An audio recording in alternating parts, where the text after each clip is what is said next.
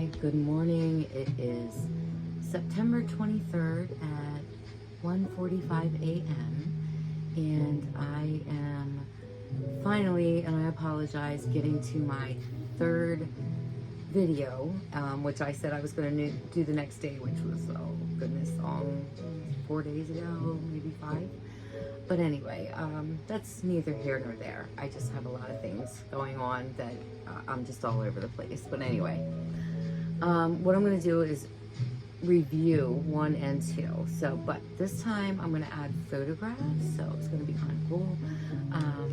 We're going to start, 1968. I had a big sister.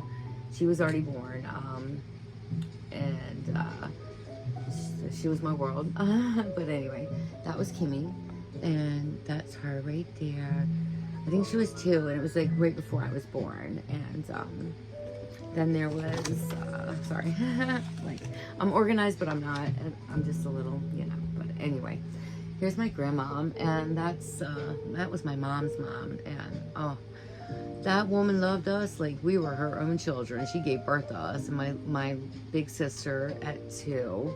Like I said, right before I was born. I believe my mom might have been pregnant like before they got married, but either way, this was them, Daddy Dearest and my mama and my aunts. So yeah, and that's them again on their wedding day. It was it had to have been 1969. So yeah, yay. But anyway, that was the year 1969. But so at this point, I come into this world, this little tiny, like little baby. They said I was about 8 inches long, but a little chubby. But anyway, very short. My mom had to get baby doll clothes to put on me because I was that little. I was born with a club foot. That was, like I said, I was just, she called me her papoose, her little Indian papoose, because I had the dark hair, head full of hair when I come out, and was about 8 inches long. But anyway, they did correct my foot at AI DuPont, which I think they call now Nemours. And then my older sister, she was like my life. She was my little mommy, and she always watched over me. And then there was,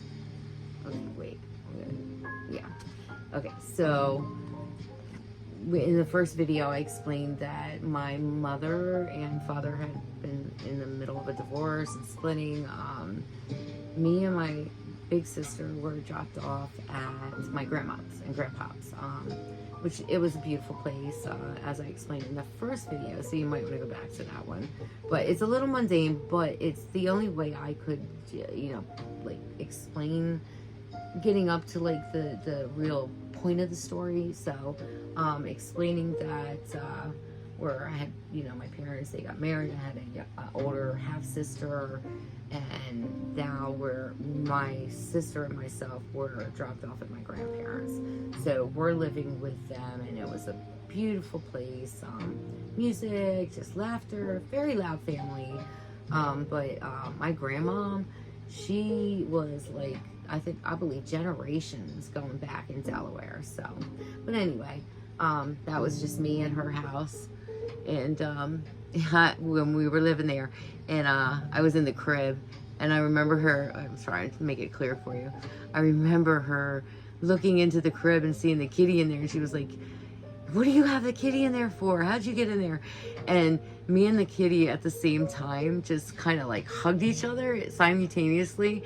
And my grandma laughed so hard that, I'll never forget it. She just cracked up. She was just like beside herself, but it was just the perfect moment. She had the camera, but it was one of those older, like little flash bulbs at the top. But anyway, so it was Halloween, and I think this is when I had the chicken pox, and they just kind of like put you all together, and you get them and you get them, and then everybody will be immune after that. So that was pretty much what they did when we were kids. So I couldn't go trick-or-treating at my grandparents', but I was the little bunny and my sister was a witch. Good times, huh? And then we had me in my magic dress, and that was with my uncle. That dress in particular, I'm trying to see if I can get it clear. Hold on, let me see. That dress in particular was what I referred to as my magic dress. And trying to get it clear. Let me see. It was like this burnt orange and white checkered with lacy sleeves, like a little half sleeves, and like to your elbows. And then there was like this little lace at the bottom, and then ribbon. There was ribbon around the neck, ribbon around the bottom, which if you go back to the Native Americans with the ribbon dresses, that's what it makes me think of. I'm trying to get it clear. There we go. So that was my dress, and with that dress, I would insist to have it on at my grandmom's. And like I said, they had music.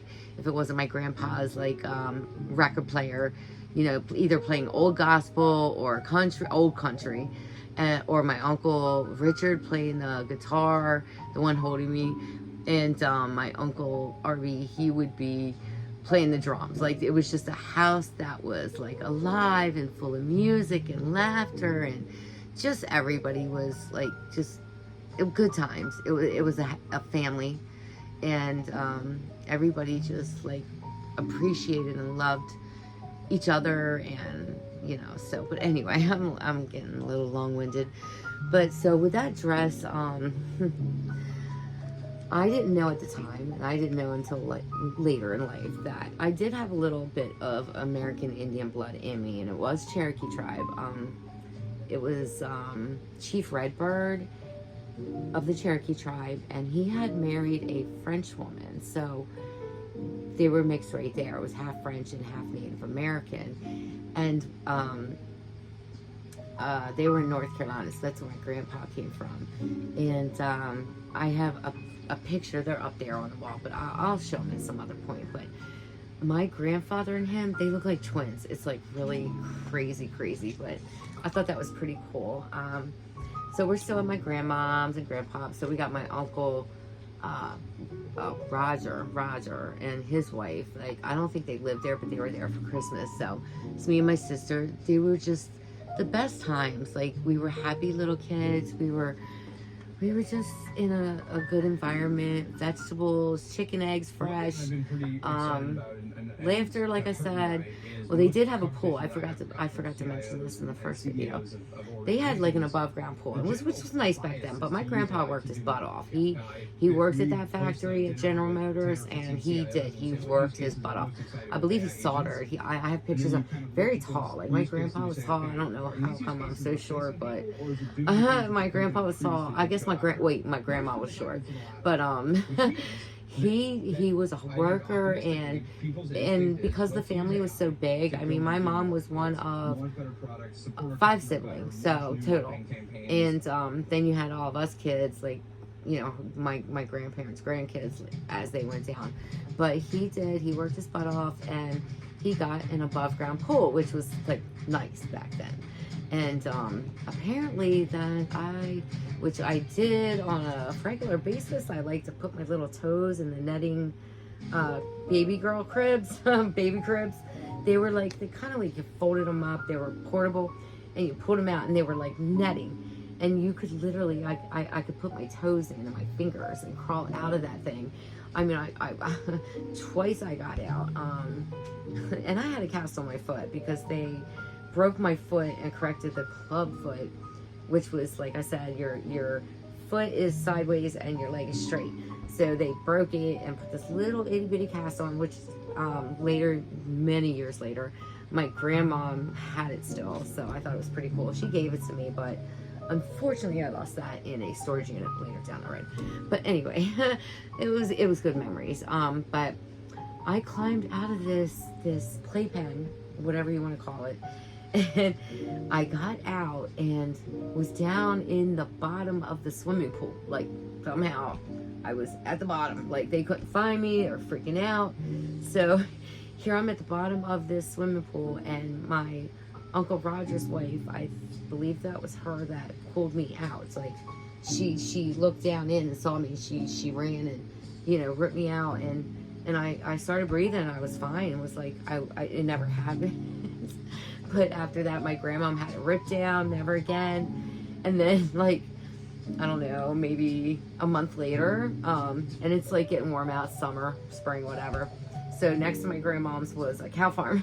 I gotta say this, but anyway, this cow farm was like over a fence, like a big brown wooden fence, and they were in there. And apparently I crawled out of that playpen and got down the stairs and out the doors, like going out, and the little steps and then little steps, and then you're outside. And there was a driveway to Rose Gardens. Well, the pool was to the right in the backyard, and the fence was next door, so it was like out the back door and just straight across. And I crawled all the way over and got under the fence and was crawling around with these cows, like, and we were cool, like, they don't know how these cows didn't like stomp me, like I was just a little baby, like I wasn't even a year old, or no, I'm sorry, I was 2.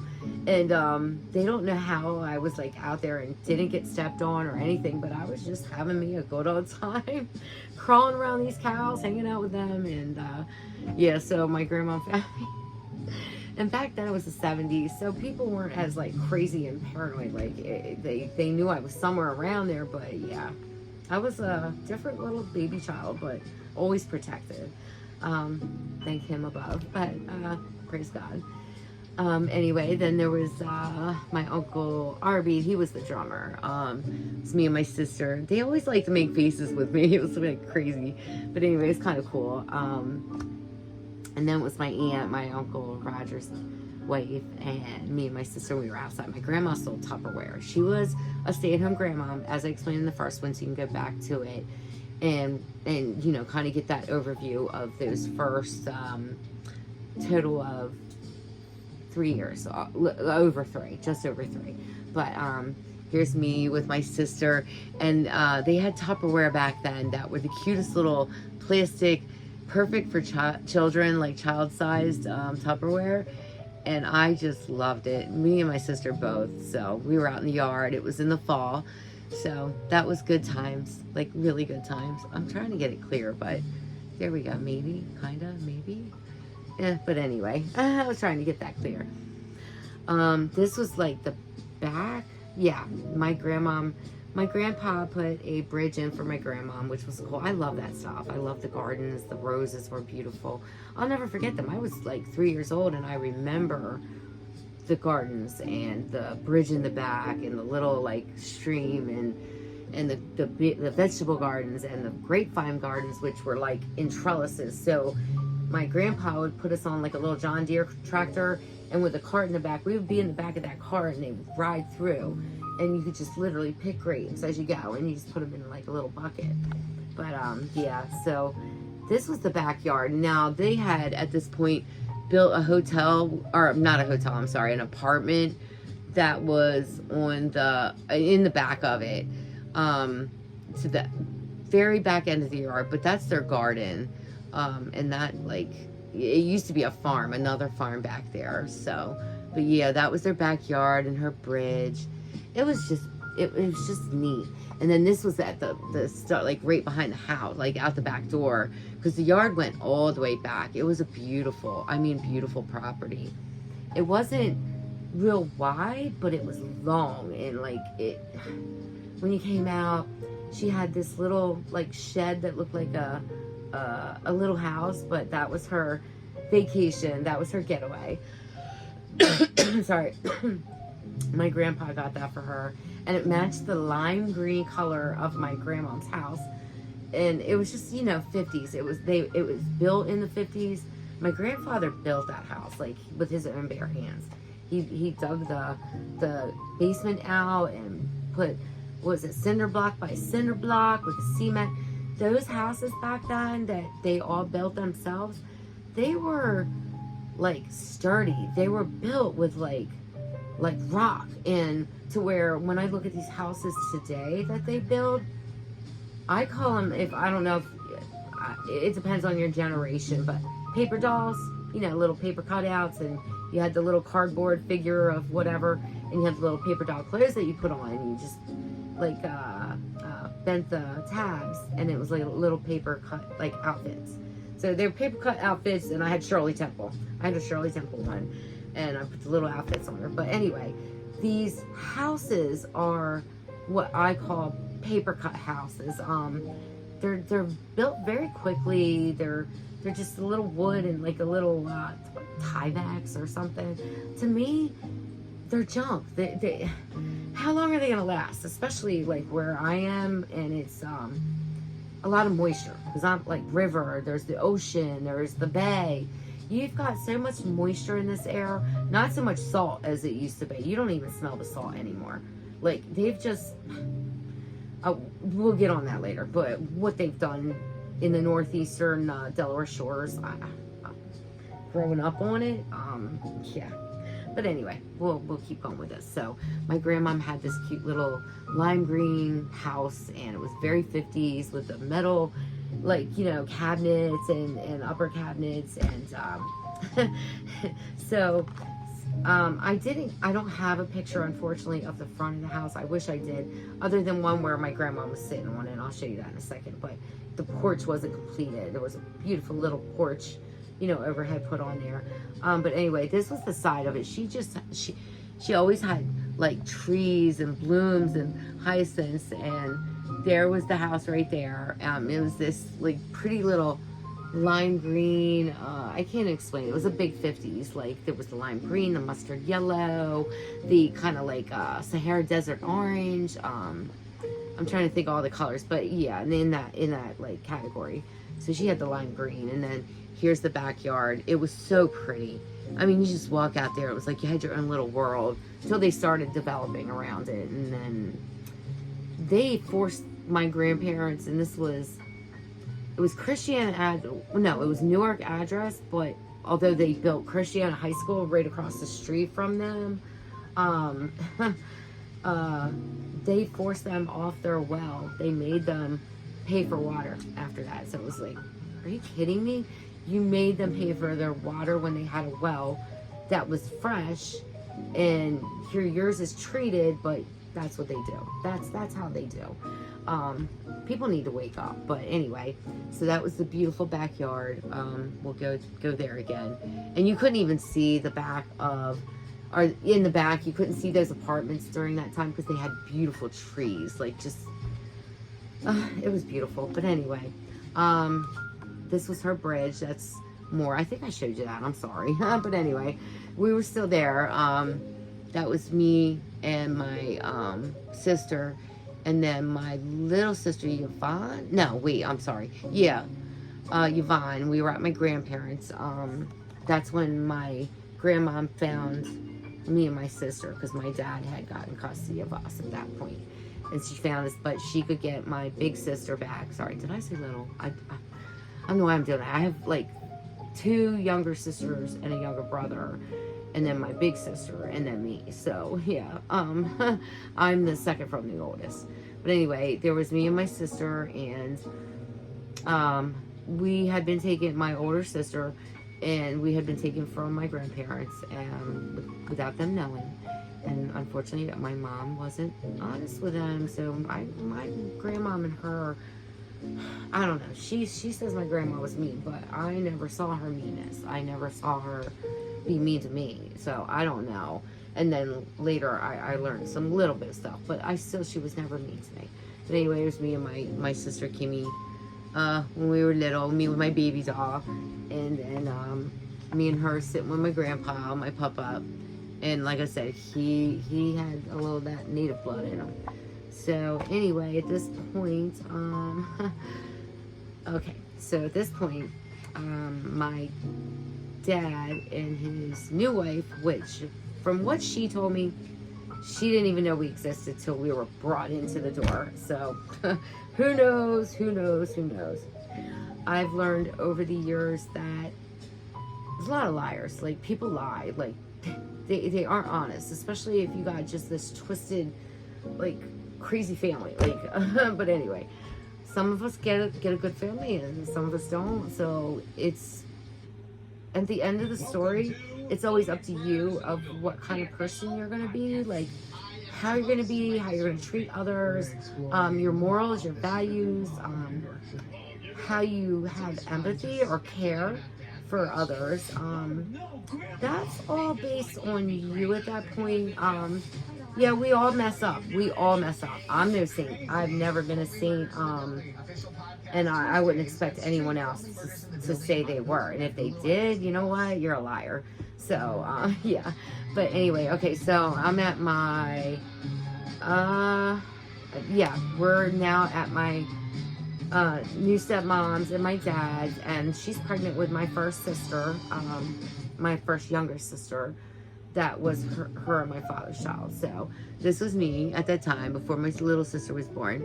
I learned how to like blow balloons up, and I thought I was cool. So apparently, and that was what, 1973? Yeah, I was 3. And then it was July 4th, 1974. Here she goes, see for Delaware, making a monkey face in my monkey shirt. No, I'm just kidding. You gotta love it though. I'm sorry. I get a little joy out of, you know, these are all the photos I have left. I had a storage unit and lost it in 2020. But again, that had to do with the breast cancer. And I lost a lot. Things that meant a lot to me that I cannot replace. But I did have these photos in this bag that I had. So I'm very grateful. But this is my story, and it is in a documented form, to where I wanted to do it in a written form, like a book, but at the same time, I'm doing this in video form. So with the video form, and just explaining stuff, I'm leaving a lot. Y'all would just be like blown away. I'm leaving a lot out of these videos, because I do intend on writing this book and having it published. You know, we'll just go from there. So I might just, you know, a different name, different something, ghostwriter, I don't know. But anyway, this is 1975, so I turned 5. And at this point, no, I'm sorry, 4. 4 was when my grandma found me and my sister and took Kimmy. So I didn't have my big sister anymore. It was just me, my little sister Shannon, and my little sister Erin. And Erin was a baby.